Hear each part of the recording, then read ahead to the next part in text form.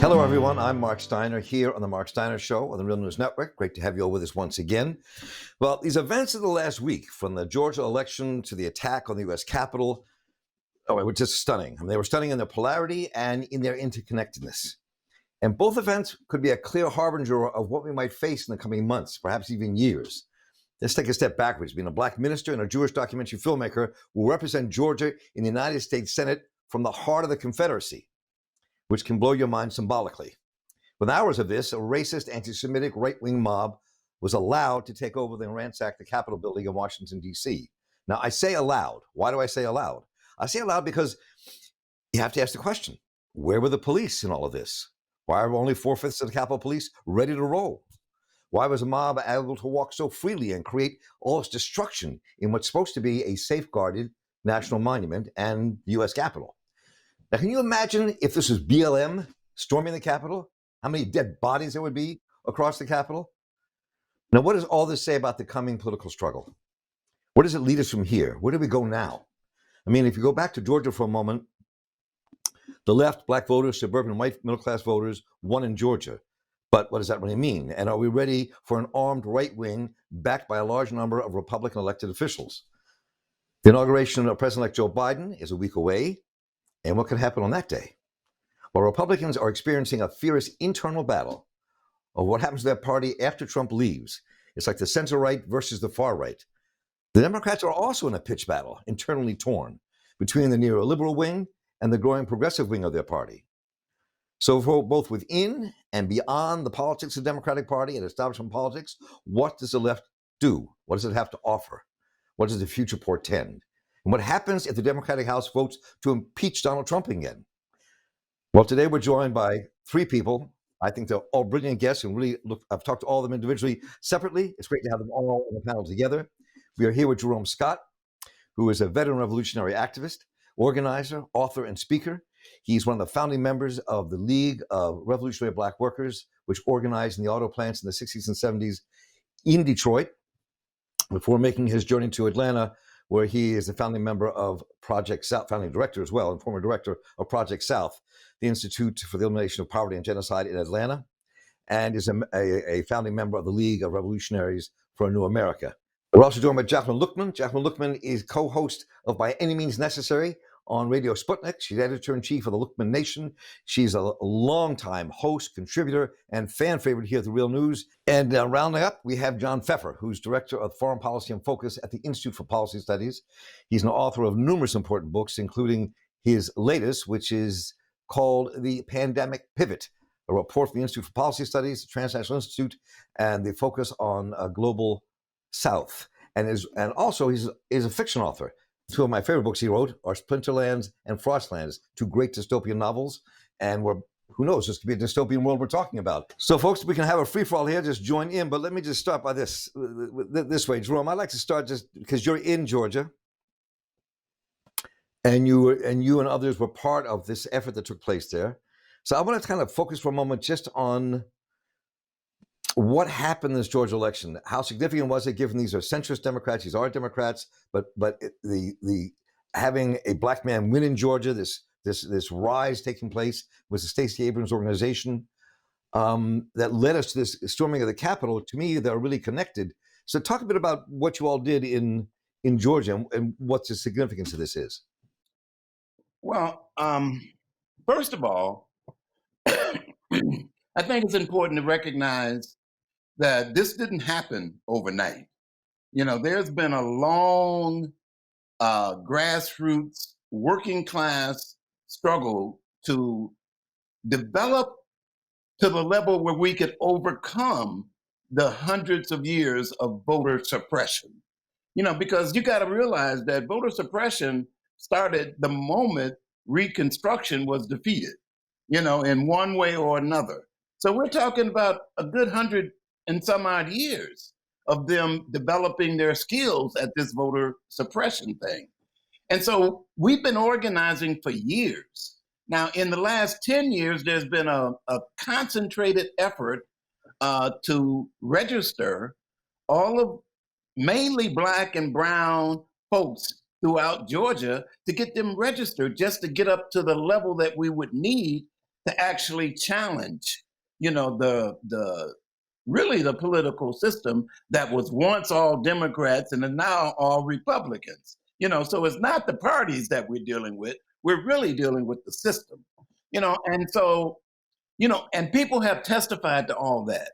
But I think it's important to also recognize that, the reason that the Democrats have not won a statewide runoff election in Georgia for the last 20 years is because they have been followers of this Southern strategy, which meant concentrating on suppressing as many votes as possible, mainly people of color votes, but they also suppress poor white votes too, particularly if they see them in any way trying to unite with the developing struggle.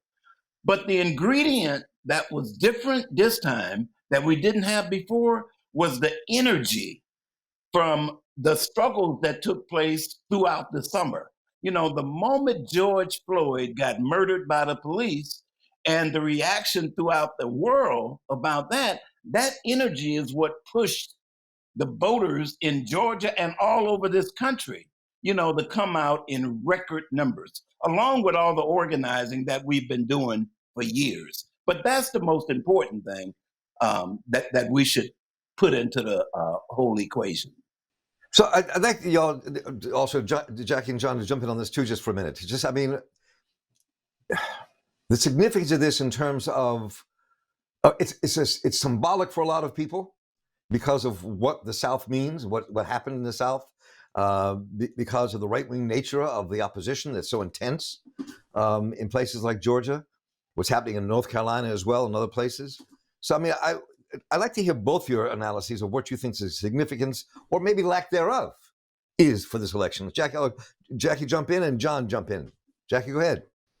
Well, I'm so glad that Jerome mentioned Reconstruction, because we have to remember that the largest concentration of the Black population in this country still lives in the South, in what we call the Black Belt, in those southern former slave states. So you look at the political apparatus that was propped up after Reconstruction to destroy the political advancements that was represented by political representation for those people, then you understand why Raphael Warnock, being the first Black senator from the state of Georgia, is so important. But when you say that, you also recognize, you should, how absolutely absurd it is that in 2020, we're just now getting to the first Black senator from the state of Georgia, right? So you have to, in that one statement that Raphael Warnock is the first Black senator from the state of Georgia, you have to look at the history for why that is. And looking at the history for why that is, you have to look at the absurdity for why that is. And then you connect that to the struggle for voter enfranchisement that sure came out of the end of Reconstruction, but also has been implemented across the country. And I think what has happened in conjunction with the protests that came out of the public execution, the public lynching of George Floyd, was a lot of examining these political connections of different struggles on the ground, people doing this on their feet, saying, well, wait a minute, if we keep electing these politicians who let cops get away with killing people, what else are they getting away with? Oh, then the police unions are getting away with qualified immunity. Then, then we're talking about, what about the massive voter disenfranchisement that the Republican Party did commit in Georgia in particular? And people started connecting these issues. And I think that on the ground, in the streets sometimes, where people pretty quickly went from Black Lives Matter to defund the police to hold on, defund the Pentagon, that I think is what Jerome is talking about, that breathed a lot of energy into a struggle that has been going on for decades. There's always a flip side, though, when we're talking about politics, and particularly the Democratic Party, because while Warnock is emblematic of an incredible historic first, the politics that his party reflects pretty much status quo, especially when we're talking about the issues of law enforcement, the abuse of law enforcement, militarism, and imperialism, and the interconnected struggles of working class and oppressed people in this country and working class and oppressed people around the world. So I think we're in a moment where we absolutely have to recognize the historic importance of Warnock's and Ossoff's victory in Georgia from just the historical perspective. But when we look at it politically, when we have now a Democratic Party that is in control of all three branches of government, how is that going to change for the everyday lives of the people who put those folks in office? And that's always the uncomfortable conversation. And that's the point I really want to get to in a couple of minutes here, because that's what we have to explore, is where we go from here. But John, let me let you jump in with your commentary first. Well, I would agree that this is a tremendous testament to the organizing in the African American community in Georgia. But let's take a look for a moment at the Republicans that they defeated. These were not moderate Republicans. These weren't even center extreme Republicans. Perdue and Loeffler were way out there, and they were as close to Donald Trump as you could get without sleeping with him. And the fact that they were defeated is extremely important as we look forward, and we're looking at the kind of forces that are mobilizing, both here in DC against the inauguration, but I suspect over the next 4 years, mobilizing against not only the Biden administration, but against progressive forces and progressive policies in general. And I take heart from their defeat, as well as the victory of Warnock and Ossoff. So let's take it from there. I mean, one of the things, the Georgia election was extremely close. This national election was relatively close. We're talking 70-odd million people who voted for Donald Trump. Then people came flooding into D.C. To protest this election, saying it was stolen. And the battle lines were drawn. And I know, Jacqueline, you've been talking about this a lot in your podcast in terms of the forces that came to bear here. This thing that happened in DC didn't happen overnight. This wasn't just something that just popped up out of nowhere, right? So let's talk about what we all just saw in DC. What's the significance of what happened here, and the juxtaposition to Georgia, and where this might take us. But let's take a step backwards for you a second, Jacqueline. Talk a bit about the stuff you've been talking about in terms of this didn't happen overnight.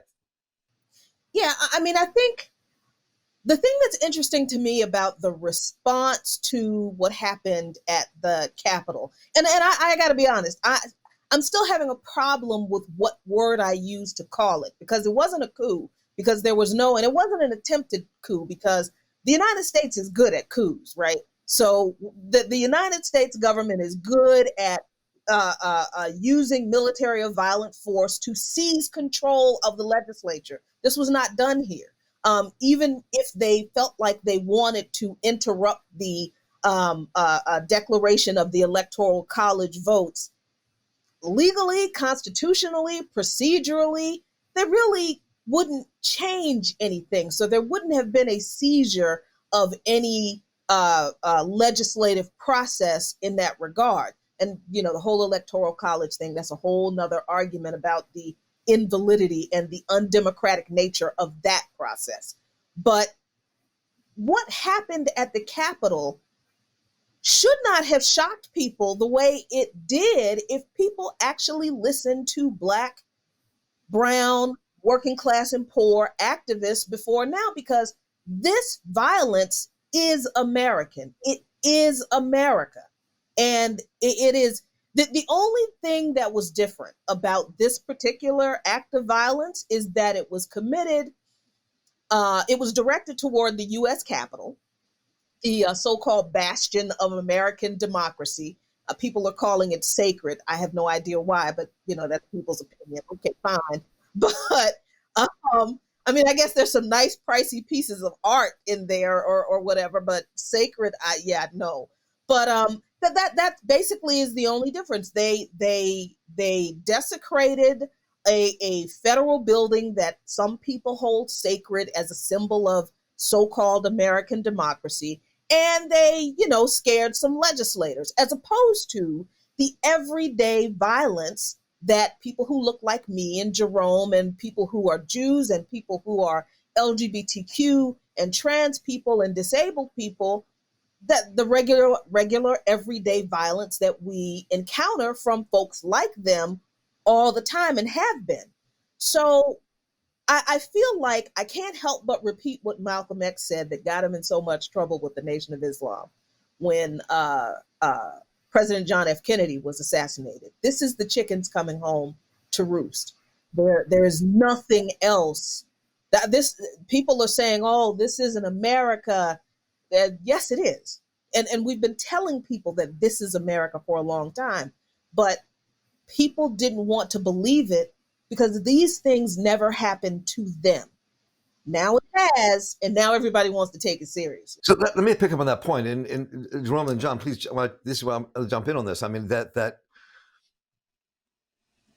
I think everything we've just talked about here is true, but what we're seeing in some ways, we have not seen this level of violence from the right in a mass way since the civil rights movement, since Cicero, since what happened in New York, in certain communities. We've seen that, but we've not seen this level in decades.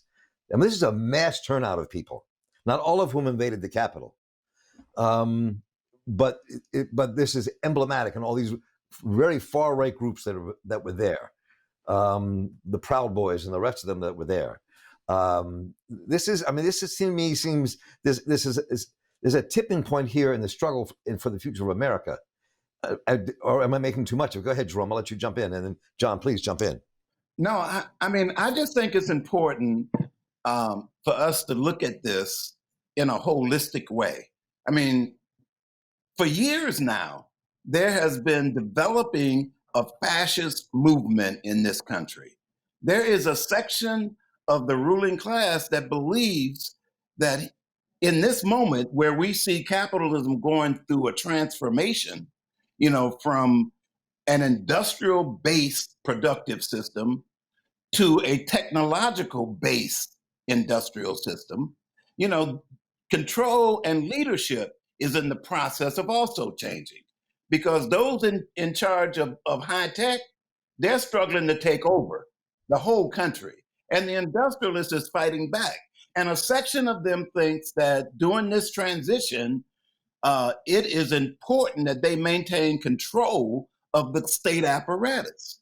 And they believe that they can only maintain that control if they consolidate fascism in this country. And what I made of Wednesday, of the attack on the Capitol, is that was part of this whole motion toward fascism.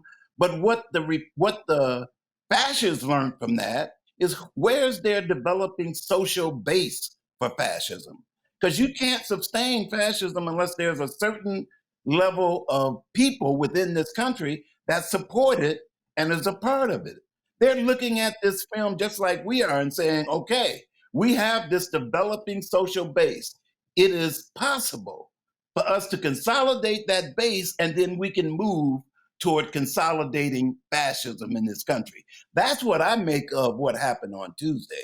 And I don't think we should, I would love to have a conversation about that with people, but I don't think we should whitewash this at all. This is a very, very critical moment in American history.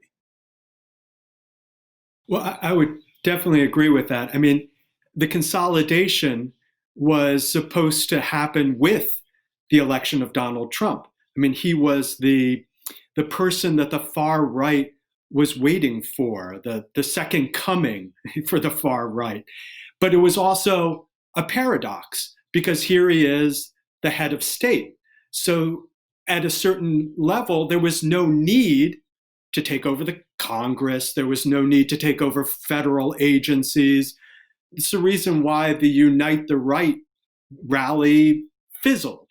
I mean, they hoped to generate a kind of nationwide protest movement, but you had Trump in office implementing the far right's agenda. So that kind of took the steam out of their intentions. But with him on the verge of leaving office, then suddenly they have a purpose to come together. They have no reason to assume that the federal agencies are on their side. So they can both come together and seize federal power in their kind of half-assed manner. So that's what we're going to face over the next 4 years, an energized far right that doesn't any longer have their friend in the White House, who can indulge in every one of their anti-government instincts. And that, I think, is going to be a major threat. So, pick up on some things you all have just said here. I mean, so, and maybe I'm going to posit something you all can disagree with vehemently. It's fine. Which is Don't worry. that no, Jerome, I'm not worried at all. Everybody on this panel will leap on me. That's okay. But when you look at what happened in the last 4 years with Donald Trump, the neoconservative centrists and right-wingers had their way in this administration, which is one of the reasons they backed Trump. They knew he had the populist move. Yeah. They backed him so they could get everything they wanted from the courts to take away voting rights, going after unions, all of it. I mean, the environmental regulations, and so, but now it's got this attack on the Capitol, Trump's unraveling in the last month, mental unraveling in the last month, has freaked them a little bit. So they had to figure out how to get this back under control. And I think that's part of the dynamic you're seeing here, which is these Republicans turning on him because they're saying we got to control this, right? And we got to figure out how to control this populist mob, or it could turn on us as well. I mean, there's a and I'm going to get to the left, the left and liberals in a moment, but let me just start here with that. I mean, that seems to me that's a battlefront brewing. Jerome, you look like you're ready to jump in, so go ahead. Well, first of all, let me just add one thing to my former comments, and that is that when you looked at that mob, everybody is acting like it was just a mob. But if you look at it very carefully, you could see that there was an organized force embedded in that mob that knew exactly what it was doing and exactly where it was going. So let's be clear that yes, it was a mob, but there was a planned element overallly in that.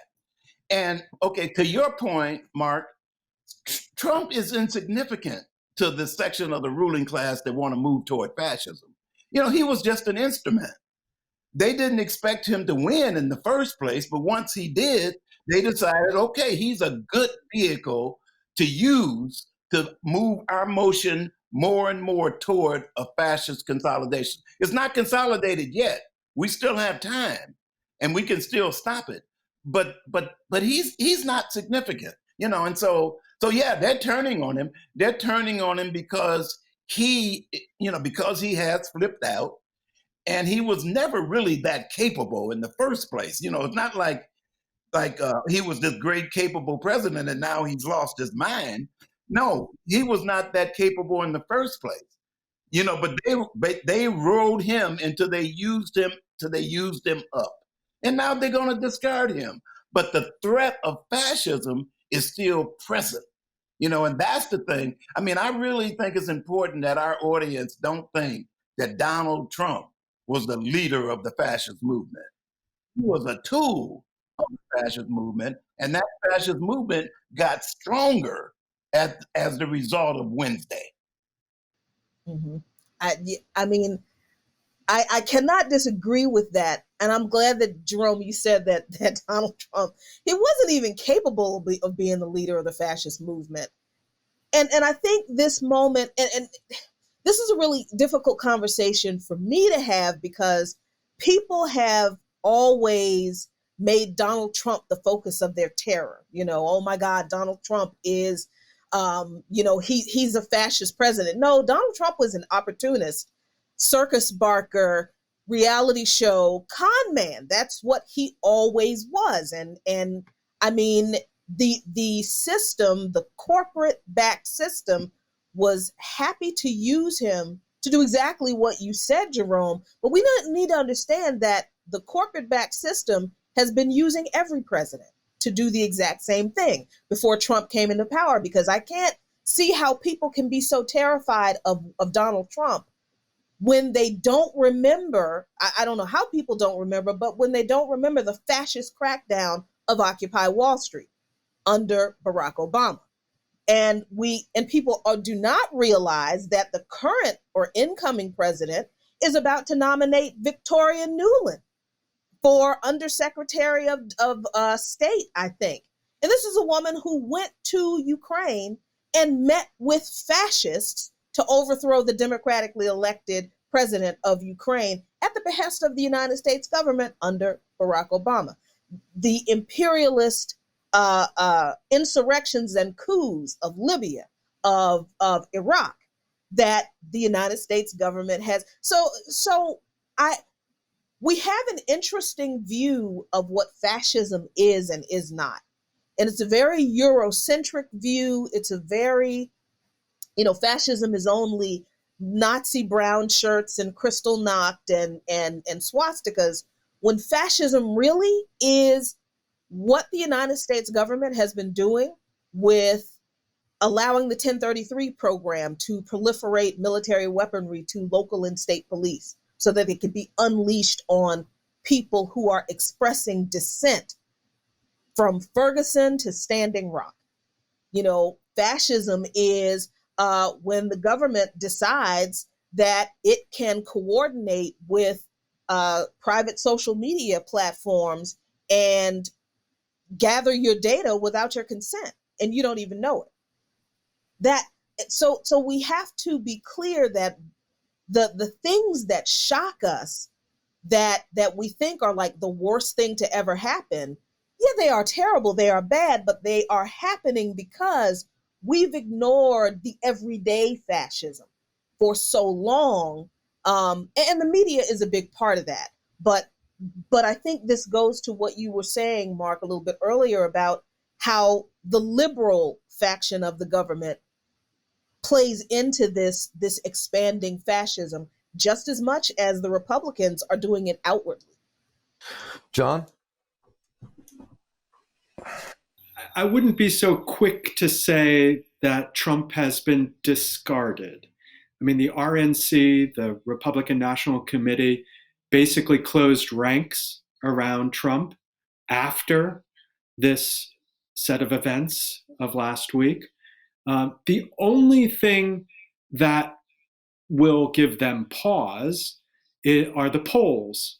And the polls suggest that a significant number of Trump supporters, not just Republican Party members, but Trump supporters, actually disagree with Trump's stands last week.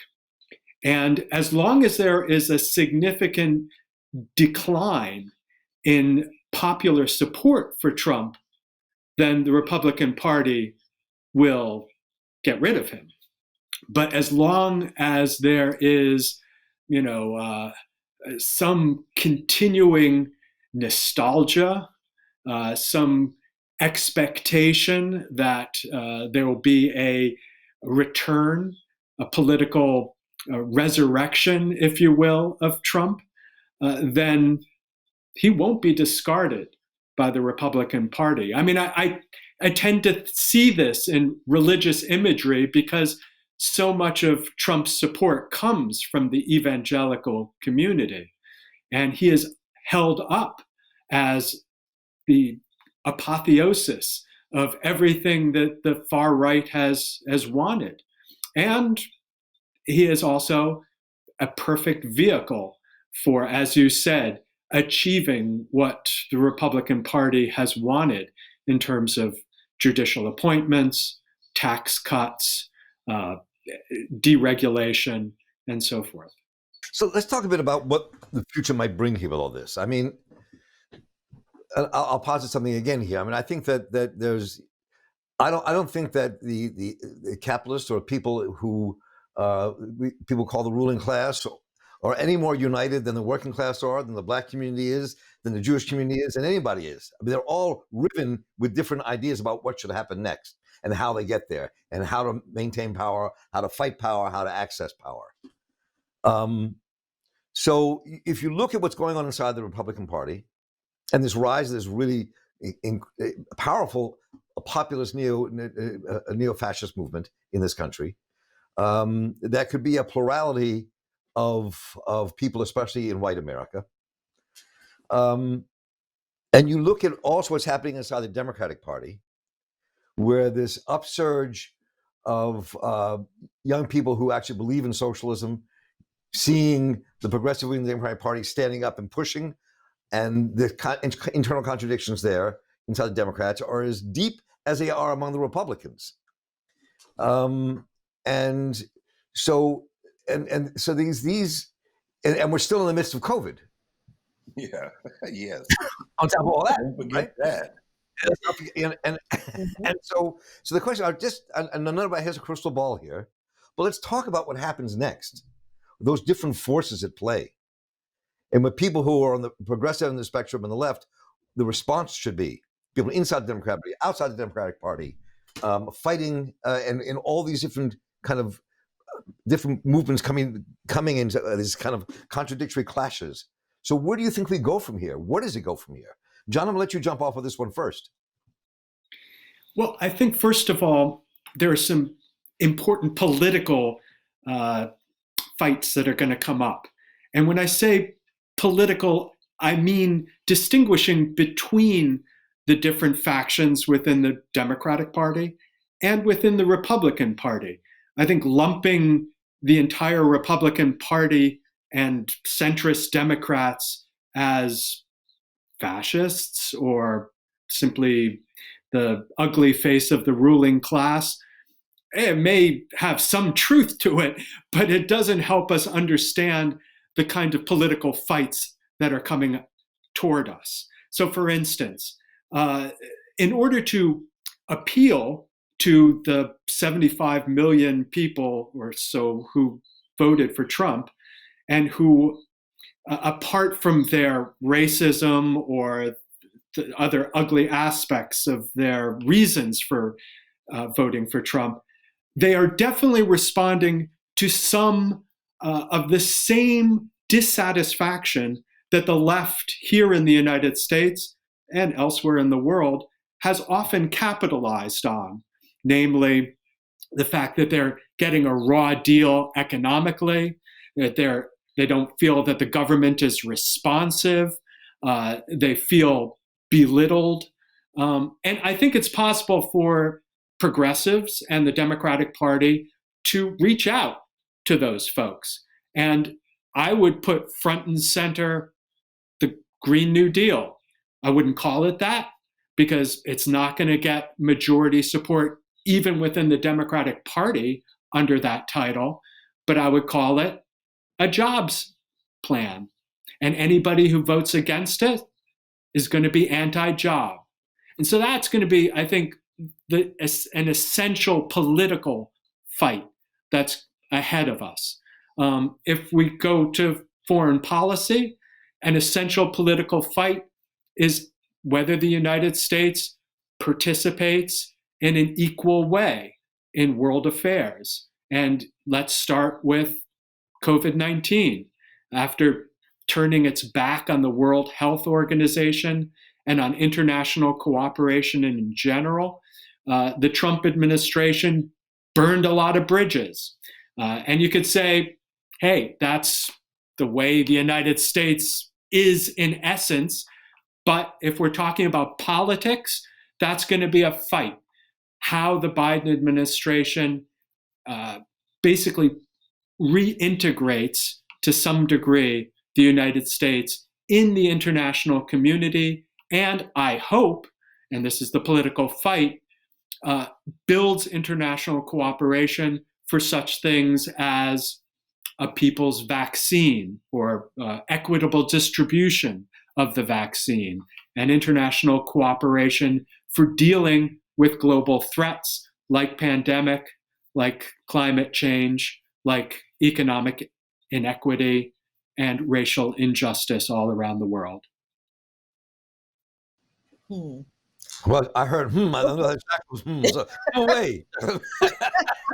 Well, so I think that here is the challenge that we face, and by we, I'm talking about radicals. I'm talking about folks who maybe you call yourself a progressive, but you don't see a path forward politically for the things that we need, because we just witnessed over the past, 10 years, the progressive wing basically eat itself over issues like, is Antifa violent? I mean, I cannot tell you how many people I have seen have this conversation about on the so-called left, repudiating Antifa because they are violent. And here we are at a moment where everything we told people would happen when you decide that you're going to distance yourself from the people who are willing to put their bodies on the line to defend the literal lives of oppressed people, when you distance yourself from them because you don't like the way they handle self-defense. So we have a progressive movement that hasn't made a commitment, to me, to basic human rights, to standing up for human rights. And I think that poses a problem for us in reaching out to, like John said, Trump supporters for some of these political wins, because that always puts poor and oppressed people still on the defensive. So let's say, and these are conversations that we've had before with during the Bernie Sanders, during his campaign, where you had some progressives already say, well, we can reach out to those on the right if they support Medicare for all. Okay, fine. You get Medicare for all from all of these right-wing voters. But when it comes to issues of addressing police abuse, addressing systemic racism, addressing issues of discrimination against LGBTQ people, those very people that you got Medicare for all with, now they're still going to want us dead. So what do we do with that? So it seems to me that we are still looking at this moment from the perspective of, we've got to redeem these people over here who have always made it clear that while they do suffer from the same economic issues that we suffer from, they've staked their claim in white supremacy and imperialism, and they're going to die on that hill. And if they can't get, sure, they'd like better jobs with better benefits and a pension that like their parents and grandparents used to have. But if they have to share those things with the Negroes, then no, they'd rather not have them. I understand politically that there are compromises that must be made in the halls of power. But that's why I'm not in the halls of power, because I'm not willing to make those. That's why I'm not willing to make those compromises anymore. I mean, really, I remember having a conversation with somebody right before the Charlottesville attack. And the picture came out of those white supremacists with the polo shirts and the tiki torches. And some progressive online person said, oh, look, they're just, why are you making a big deal about them? They're just a bunch of clowns. You just need to ignore them, not give them any space. And they killed someone. So here we are again, shocked that the very same people, their fathers and mothers, they've killed people. How do we keep expecting to advance progressive socialist goals with people who are fine with being broke? And most of those folks at the Capitol weren't broke, by the way. But they're fine with being broke as long as we die. I'm not there. Okay, so we only have a few minutes left here. Now, what you said is powerfully important. And Jerome, let's close this out for us, because I mean, I'm thinking about what both our other guests just finished saying and where we may be going. And I'm thinking about, I mean, you were there at the founding of the League of Revolutionary Black Workers in Detroit. And there, and the question, we may not be able to get to the heart of these right wingers at all, but there's a larger, it seems to me that, well, let me not put words in anybody's mouth. Let me just hit you pick up. That's a smart thing to do. Thank you. Look, we don't have but a few minutes, but there's a couple of things that I think need to be said in this conversation. First of all, we should name what the big problem really is, and that's the system of capitalism, and its fundamental ideology of white supremacy. And white supremacy has permeated through every institution in this system. There is nothing you can talk about or examine and like education or healthcare or any institution of capitalist system that is not permeated with white supremacy, and it's their major guiding ideology. So let's just be clear that that's what we got to begin to organize on. And if we look at capitalism as the problem, we have to look at this system and begin to analyze it as a class system. We can talk about the left and the right and all that, but we have to at some moment realize that we're dealing with a class system here and a ruling class that, of course, is not united. If they were united, we'd be in a different world. They're struggling with each other just like the working class is struggling with each other. So let's just put that all to one side.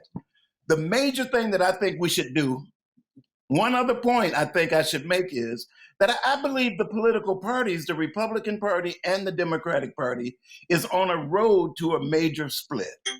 And I think those of us who want to carry this political mantle, we ought to be concentrating on developing a solid third party based in the working class. That's what we should be concentrated on, and we should be demanding of the Biden administration that they concentrate on all the issues that is the most disruptive to capitalism, like disfunding the police and defunding the military. Those are demands that people have expressed in these uprisings and revolts that we witnessed throughout last year.